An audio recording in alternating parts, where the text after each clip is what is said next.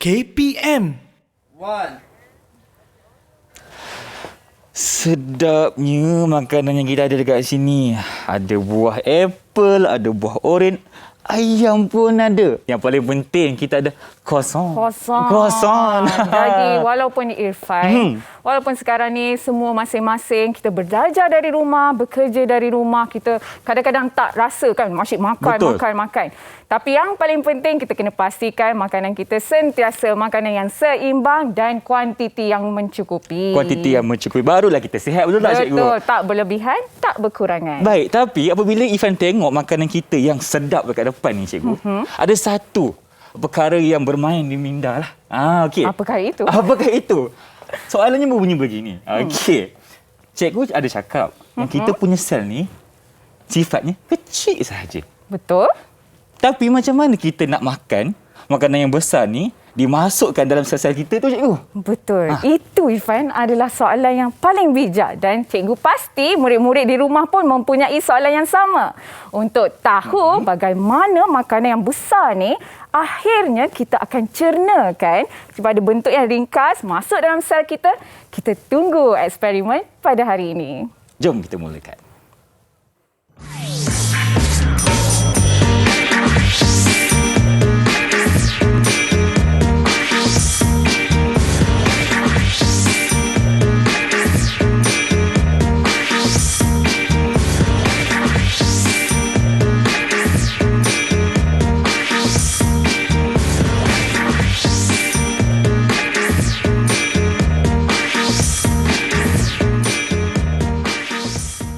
Alright, Assalamualaikum dan salam sejahtera kepada anda semua yang sedang menyaksikan Mahir di Didik TV KPM. Apa khabar? Ifan harap anda semua sihat-sihat belaka. Yang paling penting cikgu cakap tadi, jangan lupa untuk makan makanan yang seimbang. Jangan lebih, jangan kurang. Baik. Untuk hari ini, kita akan belajar bersama-sama mengenai subjek biologi. Tapi sebelum itu, yang paling penting sekali kita kena sentiasalah jaga SOP dan juga patuh kepada undang-undang yang sedia ada. Jangan kita lupa, jangan kita leka. Macam mana nak buat? Mudah sahaja. Kalau keluar rumah tu, jangan lupa untuk pakai pelitup muka di mana jua anda berada. Dan gunakan dia pemasmi kuman sekiranya kita dah pegang pelbagai barang yang kita tak tahu. Ada bakteria ataupun tidak. Dan yang paling penting sekali macam saya dan Cikgu Aira sekarang ni, kita jaga jarak fizikal sekurang-kurangnya 1 meter. Apa khabar Cikgu? Alhamdulillah. Selamat apa khabar datang, Irfan? Jumpa lagi kita. Jumpa lagi. Ini kali kedua kita bersama-sama hari ini. Betul. Dan tentunya kita akan belajar mengenai subjek apa Cikgu? Biologi. Biologi. Baik. Yang paling penting sekali Cikgu, Irfan cakap tadi, kita kena patuh pada SOP. Jadi Betul. Irfan akan gunakan terlebih dahulu dia pemasmi kuman di sebelah kiri Irfan. Kanan Irfan maafkan saya dan Cikgu pula. Okey. Okey. Okey, terima kasih. Sama-sama. Pastikan pembasmi kuman yang digunakan mencukupi untuk membunuh semua kuman di tangan kita. Okey, baiklah. Kalau kita lihat dekat sini Cikgu. Alright. Apa yang kita ada ni? Kenapa kita ada organ-organ yang tidak berbaju ni Cikgu? Okey. Sebelum kita pergi bercerita tentang sistem pencernaan badan kita dulu, izinkanlah untuk murid-murid yang first time, pertama kali melihat Cikgu Aira di sini. Kenalkan diri dulu. Boleh Irfan? Cikgu, boleh, tak ada masalah. Okay, nama saya Nurul Syaira binti Abdul Syukur. Boleh panggil Teacher Aira. Right? Saya sekarang berkhidmat sebagai guru biologi di Sekolah Bak Sarawak Penuh Integrasi Gombak atau kita panggil Intergom. Betul. Asal daripada Temerloh Pahang, Irfan. Okey, ada bawa ni tak ikan patin ke tak ada? Roadblock tinggal. Roadblock pula. Okey, jadi Irfan, gambar ni mungkin adik-adik dah terbiasa tengok sebab kita dah tengok segmen teroka sebelum ni. Betul. Dengan Cikgu Yo, kita dah belajar tentang sistem pencernaan badan. Jadi hari ini Cikgu Aira kita akan ajar dalam sistem pencernaan badan ni apakah enzim-enzim yang terlibat. Baik. Yes. Jadi Irfan tahu tak sebenarnya pencernaan ada dua. Ada dua? Ada dua jenis. Dua jenis. Okey. Satu adalah pertama, pencernaan fizikal. Baik. Maksudnya kita boleh nampak dekat mulut ni. Kalau kita kunyah-kunyah, maksudnya itu pencernaan fizikal. Itu telah diterangkan. Dan kedua, eksperimen kita pada hari ini adalah pencernaan chemical yang melibatkan... Melibatkan apa, Irfan? kita menggunakan enzim yang Yes, kita nampak. enzim. Betul. Jadi, hari ini kita akan buat eksperimen melibatkan 3 jenis enzim. Baik, yang pertama cikgu, Enzim amylase. yang kita jumpa dekat mana cikgu? Kat mana kita jumpa kat enzim amylase? Okey, Ifan nak boleh? Sila. Okey, baik. Kalau enzim amylase kita jumpa di bahagian mulut di dalam air liur kita. Betul. Sebab Irfan sebenarnya pernah ada kan kelas sebelum ni, jadi dia tahu. Tapi untuk murid-murid yang tak tahu, kalaulah kita kunyah makanan secepat kan, jadi enzim amylase ni dia tak sempat nak berfungsi. Tak sempat. Jadi selain daripada air liur kita, enzim amylase ada juga dikeluarkan oleh pankreas kat sini. Oh, maknanya ada 2 tempat lah. Ada 2 tempat. Jadi kat ni kita panggil amylase air liur, yang ni kita panggil amylase pankreatik. Baik. Fungsi dia adalah sama untuk memastikan pencernaan berlaku dengan lengkap. Supaya untuk menjawab soalan Irfan tadi, supaya boleh masuk ke dalam sel. Okey. Itu yang pertama, enzim yang pertama. Yang pertama, amylase. ada 2 lagi. 2 lagi. Enzim yang kedua kita akan buat eksperimen hari ini adalah enzim namanya pepsin. Pepsin, bukan air tu Nampak macam pepsin, nampak macam air, okey? Oh, macam Pepsin, air. tapi namanya pepsin, Baik. ada N, alright? Dan enzim itu kita boleh jumpa di perut. Di perut. Perut. Okey, baik. Okey, akhir sekali enzim yang kita akan kaji pada hari ini adalah enzim namanya lipase. Lipase. Ini yang kita suka enzim ni. Bukan nama tempat tu lipase. Bukan. Okey. Lipase. Oh, lipase. Okey. Jadi enzim ni akan cernakan makanan yang murid-murid suka makan, makanan yang berlemak. Oh, macam ada kat ayam goreng tu. Ya, itu yang sedap tu. Itu yang buat ayam goreng sedap. Jadi murid-murid, sepanjang penyiasatan saintifik kita pada hari ini, Baik. kita akan lihat 3 jenis enzim ini dan apakah hasilnya. Okey, tak sabar dah. Tak sabar. Alright. Tentunya hari ini kita akan belajar lebih mendalam lagi mengenai ketiga-tiga enzim ini. Betul. Bagaimana ia membantu untuk kita melakukan sistem proses pencernaan. Baik, kalau macam tu cikgu, kita akan berehat dulu boleh? Boleh. Baik, kita kembali selepas ini hanya di Mahir Didik TV KPM.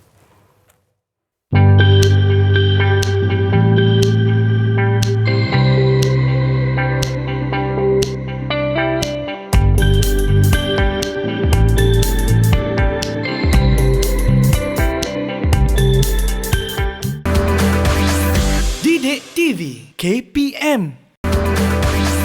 Didik TV KPM. Kembali bersama saya Irfan Syamil, teacher air dalam rancangan Mahir di Didik TV KPM. Tentunya kita sekarang sedang menelaah ataupun berdiskusi mengenai subjek biologi tentang sistem pencernaan. Betul. Okey. Dan untuk segmen kedua ini, kita akan memfokuskan kepada enzim yang pertama, iaitu enzim amylase. Cikgu, mulakan. Betul. Kalaulah cakap pasal enzim ni, murid-murid yang menonton segmen sebelum ni, segmen Mahir, kita juga telah buat eksperimen tentang enzim amylase. Betul. Tapi fokus kita pada hari ini, Irfan, Ya saya. sebelum ni kita cuma belajar tentang enzim. Kita belajar karakteristik enzim dan kita belajar faktor-faktor yang mempengaruhi enzim.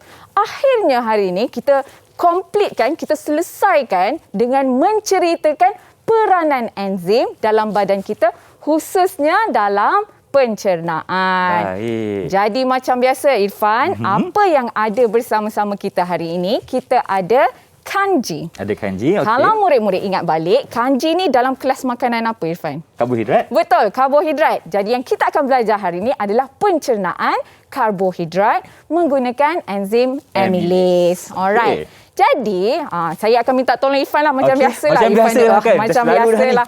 Okey, untuk penyiasatan ni, paling penting murid-murid di rumah adalah supaya kita mengamalkan sifat penyiasatan yang betul. Jadi, label kena betul.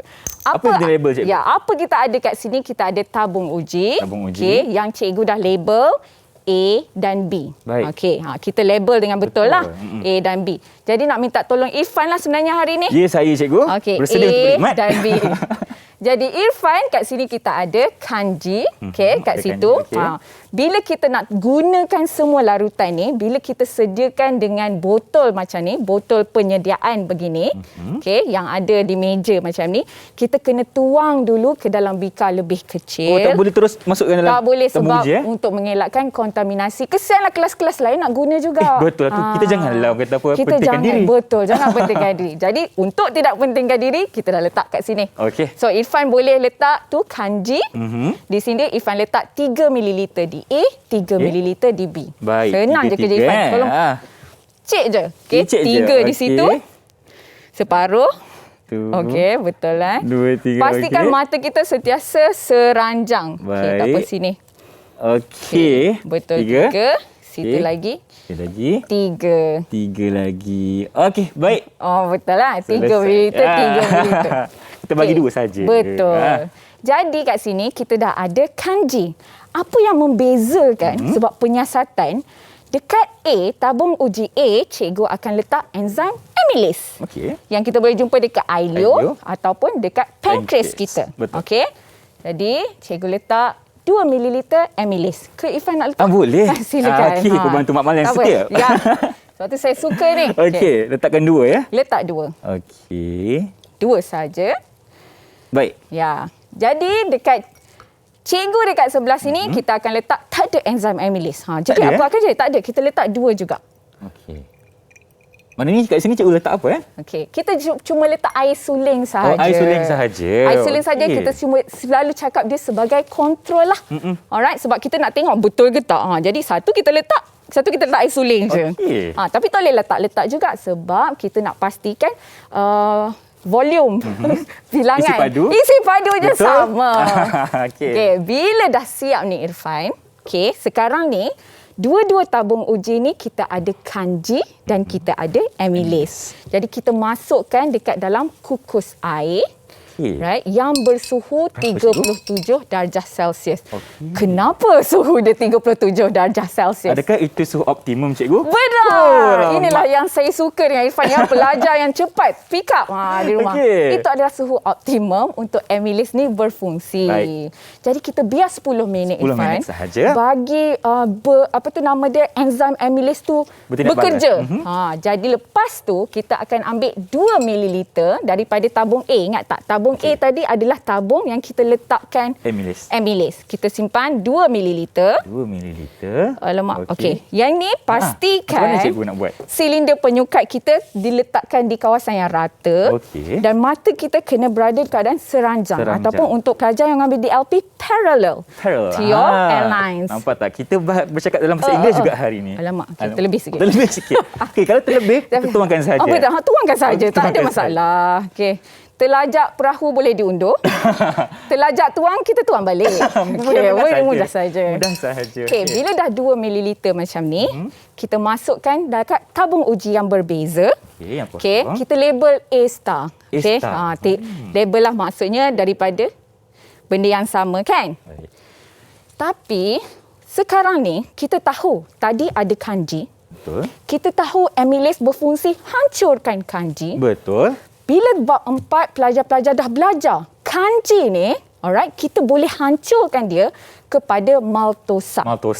Maltosa lah yang bagi kita rasa manis tu. Betul, cikgu. Dan Irfan, maltosa adalah merupakan gula penurun. Gula penurun? Ya, sebab itulah biologi ni dia berkaitan. Okey. Jadi, macam mana nak uji kehadiran gula penurun? Macam mana tu, cikgu? Macam mana? Otak kira. Macam mana? Okey, macam mana Jadi, tu? untuk menguji kehadiran gula penurun, seperti yang pelajar-pelajar telah belajar sebelum ni, kita perlukan larutan Benedict. Okey. Yes. Yang berwarna biru dekat Biru, situ. sangat cantik. Biru kuprum dia warna biru macam ni. Okey. Kalau boleh nampak. Macam tu. Sempat lagi model dekat situ. Okey. Jadi kita cuma titiskan 3 larutan Benedict. 3 sahaja. Satu. Alamak, saya nervous. Jangan Saya nervous. nervous. Okey, Saya gemetar dekat macam sebelah tu. ni. Okey, 2. 3. Baik. Okey, nampak tak warna dia dah jadi warna biru cantik macam ni. Okey. Bila kita letakkan dia dekat kukus air, sekiranya dia adalah gula penurun, warna biru ini akan berubah warna menjadi sebab pemanasan tidak boleh dijalankan di studio. Jadi cikgu dah buat pemanasan di makmal lah. Okey, dah siapkan dah Ya, lah. dah siap. Jadi warna dia macam ni.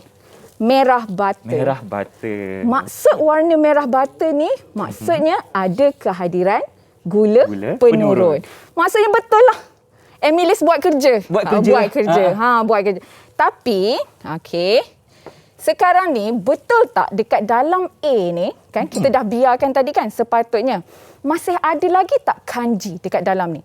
Sepatutnya kanji Emilis dah hancur-hancurkan je kan, semua jadi maltosa, dah lengkap. Okey, sepatutnya 10 minit kan, tapi sebab kita kesetukan masa kat sini, cikgu dah siapkan untuk 10 minit. Okey. Macam mana Irfan mana? untuk kita uji kehadiran? Ada ke tak kanji dalam ni? Ada ke tak kanji Macam mana kita nak uji? Macam mana? Apa? Okey, murid-murid boleh Kita fikir. masukkan balik iodine solution. Betul, yes. Ingat. Iodine digunakan untuk menguji kehadiran kanji. Sekiranya ada kanji, warna iodine akan berubah menjadi warna biru hitam. Biru hitam. Okey, Irfan cuba. Okey.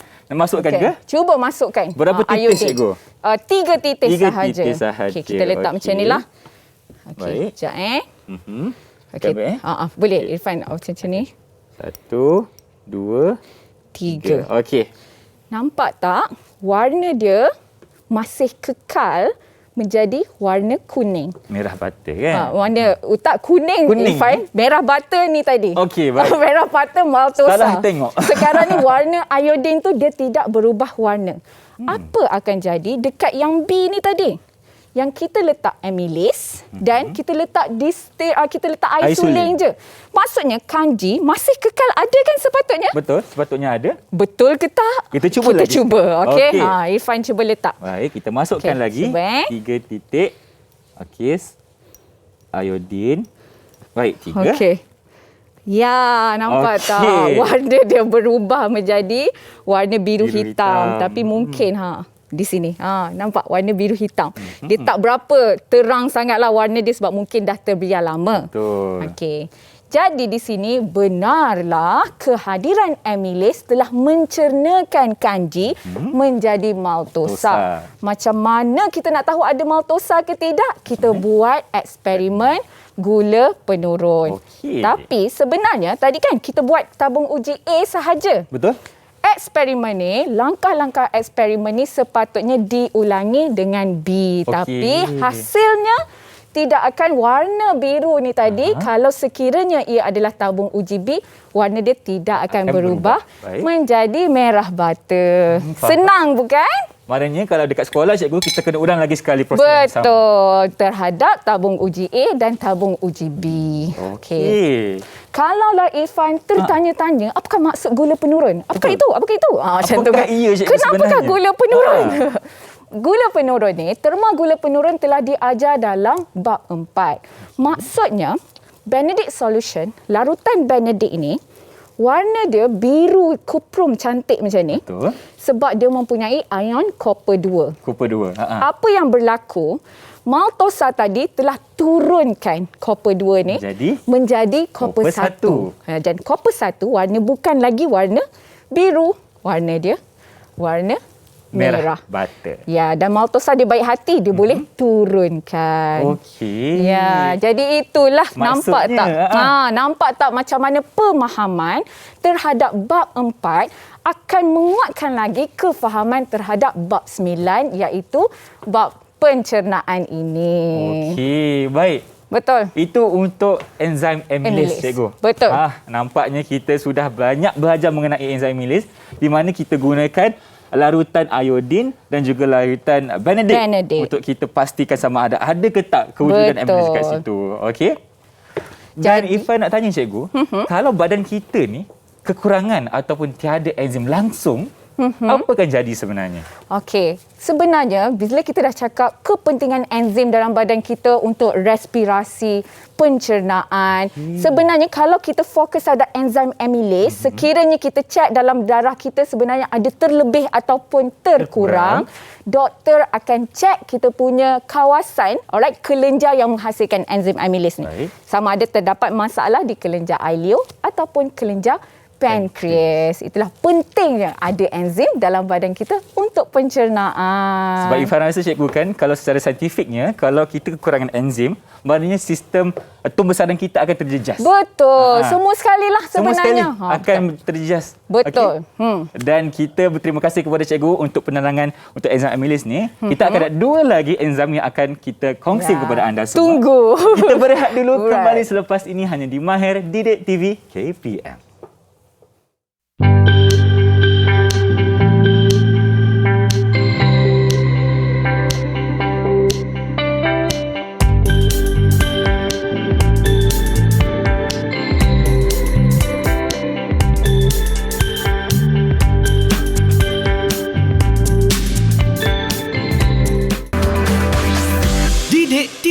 KPM.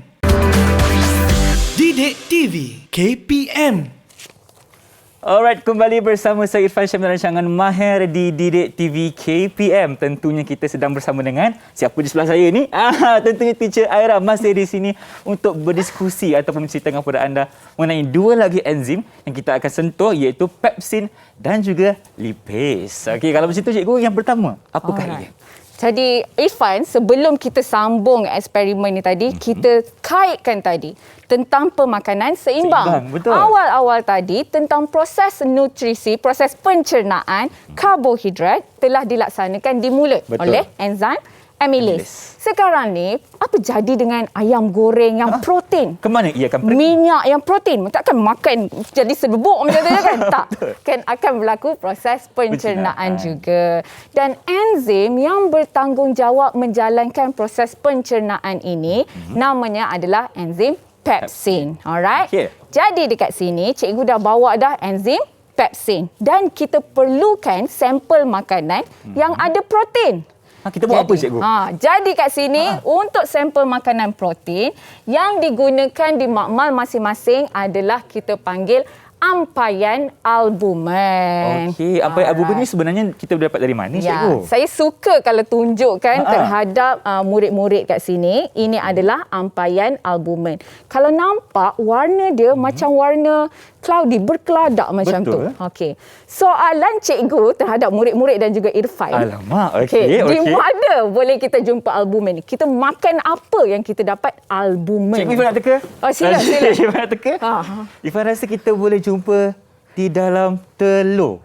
Betul, putih telur. Putih telur. Bukan kuning telur. Jadi albumen ni sebenarnya adalah putih telur yang kaya dengan protein. Sebab itulah biasakan orang macam nak bina badan ke nak banyak kan? Nak banyak protein dalam badan dia, dia akan makan putih telur. Baik. Jadi kita akan tengok betul ke tak cikgu cakap ni. Cikgu tipu je. Betul ke tak pepsin boleh mencernakan putih telur. Macam mana nak tengok? Hari nak kena minta tolong Irfan lagi lah. Macam biasa. Macam biasa. Okay, apa yang kita Irfan kena buat? Betul. Yang penting kita ada label. Ingat tak? Yang paling penting adalah untuk label. Kita ada A dengan kita ada B. Okey, di sini. So Irfan ada A kat sini dan ada juga B. Baik. Okey. Apa yang kita perlu letak adalah 5 ml ampaian albumin terhadap A dengan B. Okey, 5 cikgu 5 ml. Jadi cikgu dah sediakan 10. Separuh-separuh je Irfan. Baik. Okey, Irfan tekan dulu. Okey. Kita nak bagi semua adik-adik kita nampak dekat rumah kan? Penting ni sebab sekarang ni kan waktu pandemik mungkin ada sekolah yang tidak berkesempatan nak buat. Jadi ini adalah salah satu cara lah.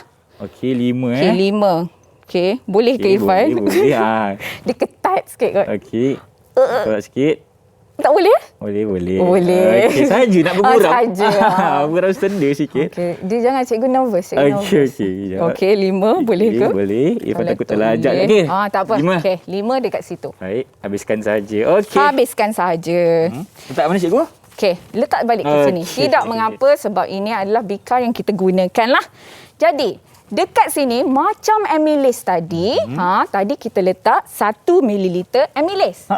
Sekarang ni kita dah temukan ini protein. Betul. Enzim yang tolong menghidrolisiskan protein, mencernakan protein namanya pepsin. Alright. Okay. Jadi Irfan boleh letak ini dekat A. 1 ml. Alright, dekat A. 1 dekat A, cikgu. Okey. Maksudnya tabung uji A ada kehadiran pepsin. Okey, baik. Okey, tabung uji B kita tak boleh letak pepsin lah. Tak boleh lah.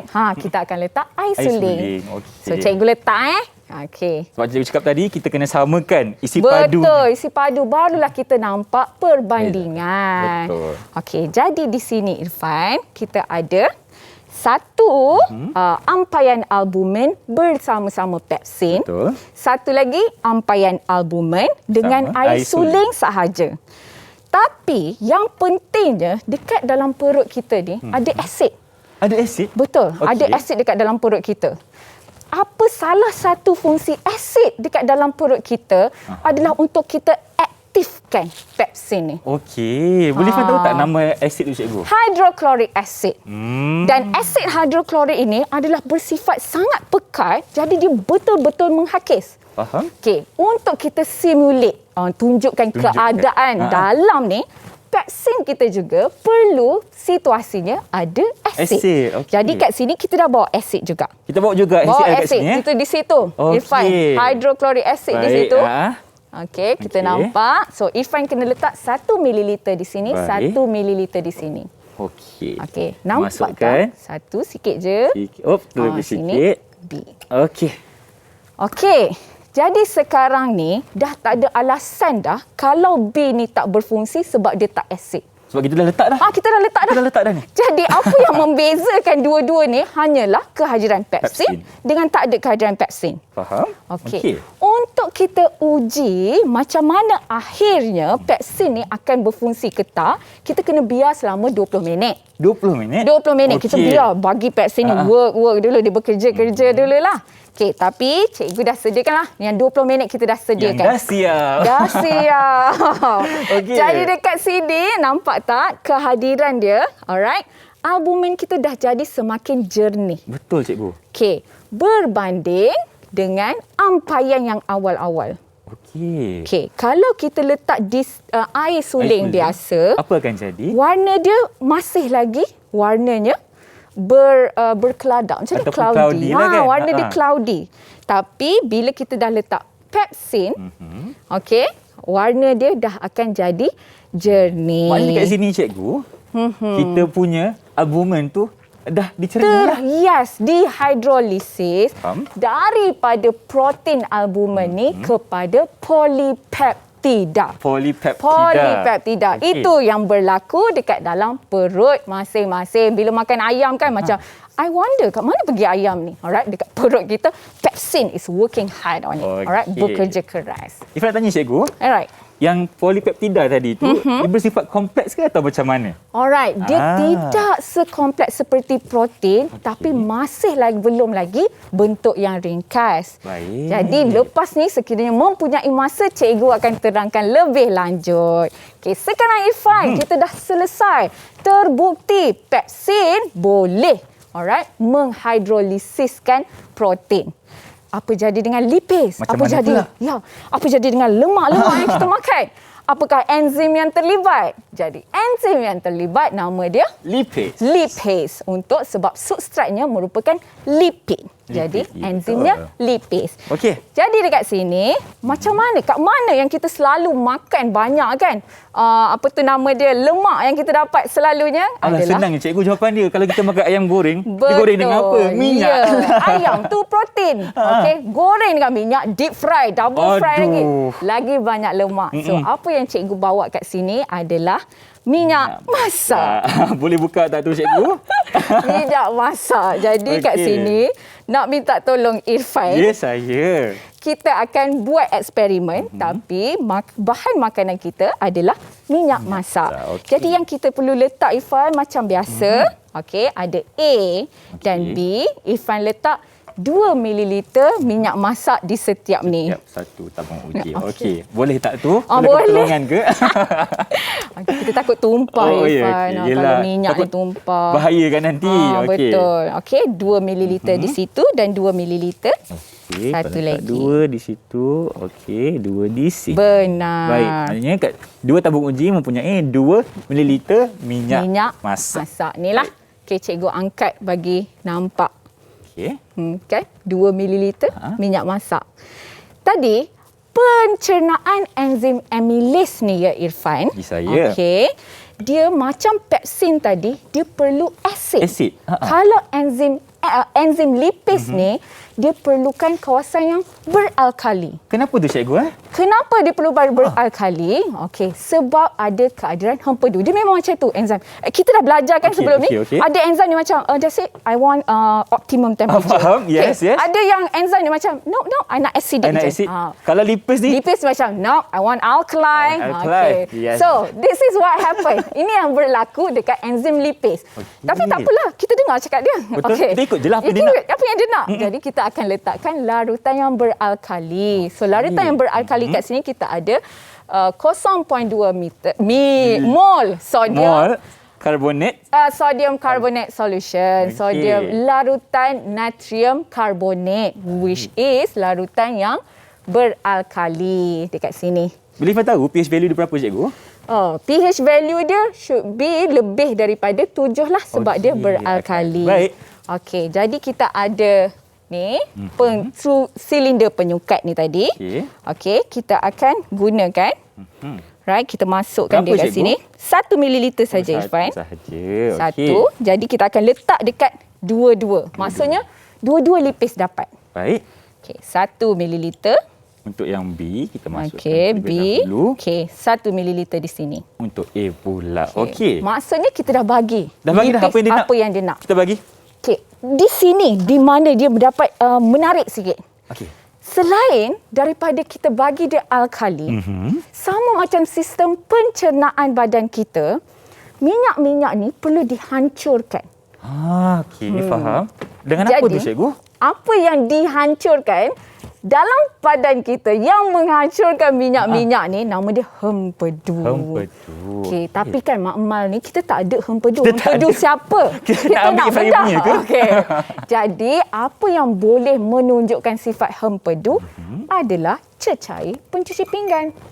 Pencuci pinggan. Irfan pegang di sini dulu. Okey. Cecair pencuci pinggan. So, sifat dia samalah untuk kita hancurkan lemak ni kepada titisan-titisan yang lebih kecil supaya aktiviti enzim amylase akan berlaku dengan lebih cepat lagi. Sama juga macam dekat dalam perut kita. Okey. Kalau kita makan lemak ayam segetul tu, okey, hempedu akan Berfungsi. go dan hancur-hancurkan. Hancurkan. Okey. So, this is what happen also lah.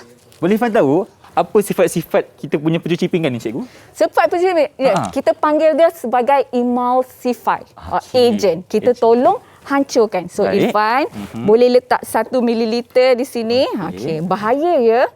Ni sepatutnya di makmal kita takkan gunakan yang mempunyai jarum. Tapi sebab cikgu nak tunjukkan dia nak masuk ni, cikgu guna yang ada jarum. Tapi murid-murid, kalaulah any penyiasatan saintifik yang memerlukan penggunaan jarum macam ni, kena berhati-hati. Yelah cikgu, bila Kita Ifan nampak masukkan. jarum ni cikgu, Ifan teringat waktu Ifan pergi vaksin dulu. Alhamdulillah. Risau kadang-kadang. Okey, tak apa, boleh cuba. Boleh cuba. Nak vaksin sekali lagi. Tak apa, terima kasih. Dah cukup 2 dos, alhamdulillah. Okey, mana tahu boleh kurus kan? Okey.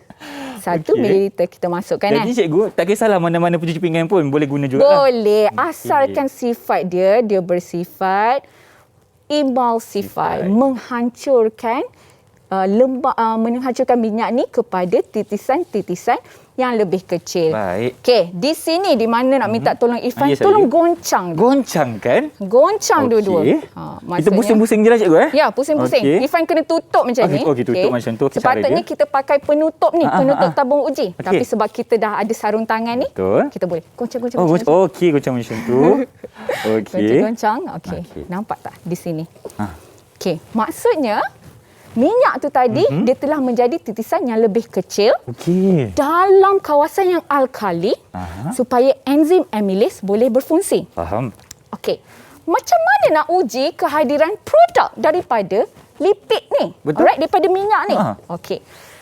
Bab 4, para pelajar dah belajar. Kalau lemak terhidrolisis akan menjadi asid lemak dan juga glycerol. Okey. Nama dia asid kan? Asid lemak. Jadi kita perlukan penunjuk-penunjuk yang menunjukkan sesuatu bahan itu adalah asid. Faham. Okey. Ini para pelajar dah belajar dekat menengah rendah sebenarnya. Dah pernah belajar kan? Yes, bab asid dan bab alkali. Dia macam, oh tak pernah ibu, tak pernah belajar. Dia macam waktu itulah. Okey, tak tipu kan? Dah belajar sebenarnya. Dah. Ingat balik. Betul. Jadi salah satu penunjuk pH yang kita gunakan di makmal adalah penunjuk phenolphthalein. Okey, phenolphthalein. Kalau boleh tengok gambar dekat sini, phenolphthalein. Kalau cikgu pusingkan kat dia, dia tak ada warna. Jernih cikgu Jernih. Okey. Tapi phenolphthalein ni, bila dia dekat kondisi yang berasid dan neutral, memang tak ada warna. Tak ada warna. Okey. Apa akan jadi kalau dia letak dekat alkali? Dia akan jadi warna baju cikgu, warna pink. Oh, ya ke cikgu? Cuba. Okey. Tak percaya? Tak percaya. Kita Irfan kena cuba. tengok sekarang ni Okey. apa yang akan jadi. Okey, Irfan cuba gunakan ini. Okey. Irfan letak 3 titis penunjuk phenolphthalein di A. Okey.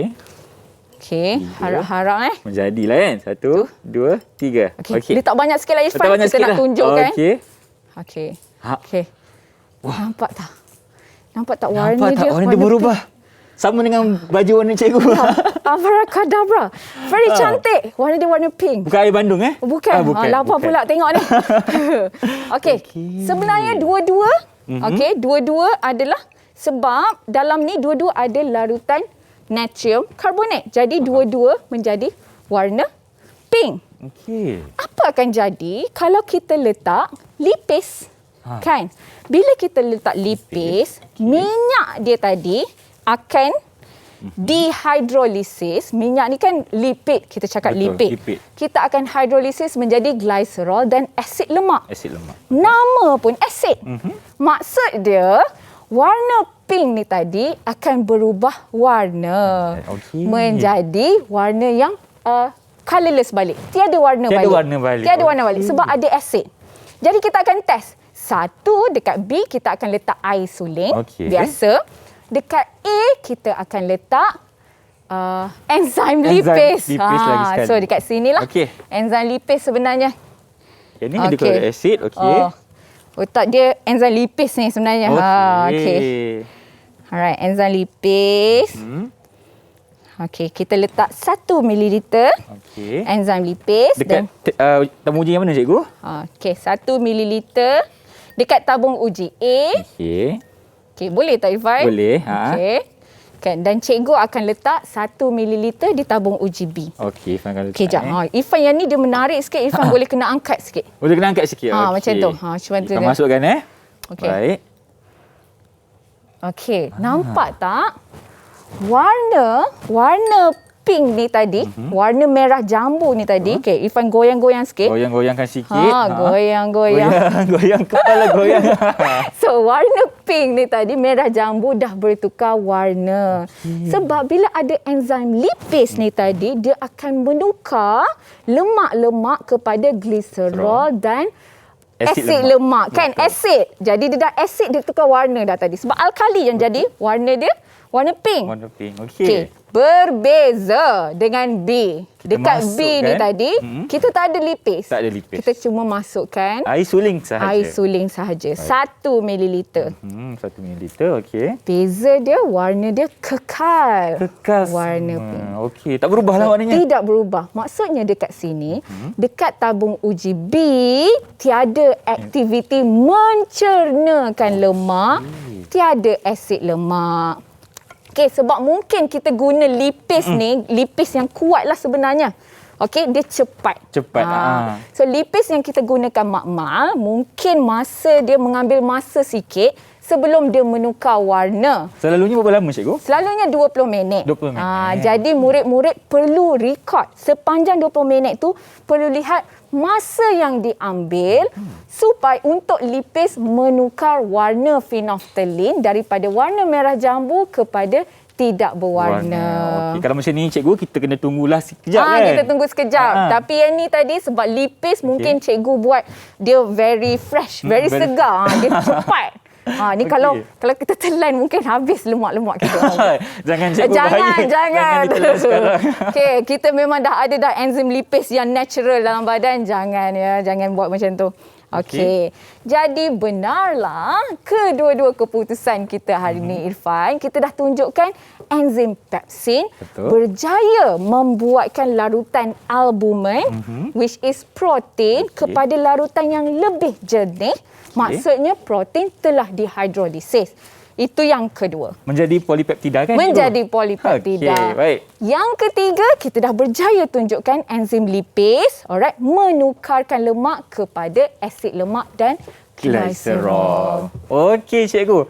Kalau macam tu cikgu, terima kasih banyak-banyak untuk segmen ketiga ini di mana kita dah belajar dengan lebih mendalam mengenai dua enzim iaitu kita ada enzim pepsin dan juga lipis. Betul. Okey, kalau macam tu cikgu kita nak berehat dulu kejap boleh? Boleh. Okey.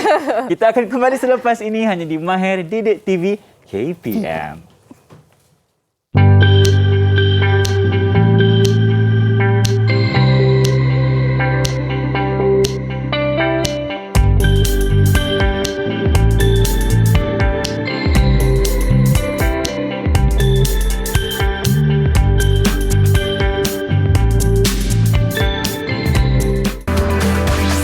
Didik TV KPM.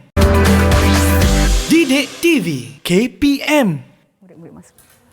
Kembali bersama saya Irfan Syamil dalam rancangan Mahir di Didik TV KPM. Kenapa kita dekat depan ni, cikgu? Kenapa kita tengok lagi organ yang tidak berbaju ini? Betul. Sebab kita nak tunjukkan daripada awal tadi, kita dah tunjuk pasal pencernaan ni. Okey. Jadi akhirnya kita nak buat rumusan. Ah. Enzim-enzim ni kita jumpa dekat mana dan fungsi dia. Okey, cikgu. Okey. Sebelum cikgu teruskan, Irfan ada satu soalan. Tadi cikgu Silakan. cakap, hempedu ni sangat-sangat penting untuk mencerna minyak. Betul tak, cikgu? Betul. Okay, kalau kita lihat dekat sini, di manakah lokasi ia berada? Alright. Boleh tak cikgu tunjuk sikit? Okey, sebelum tu Irfan, hempedu tidak mencernakan minyak. Okey. Ada sikit kat situ untuk, tapi jangan risau, ini memang pelajar-pelajar pun selalu tertukar.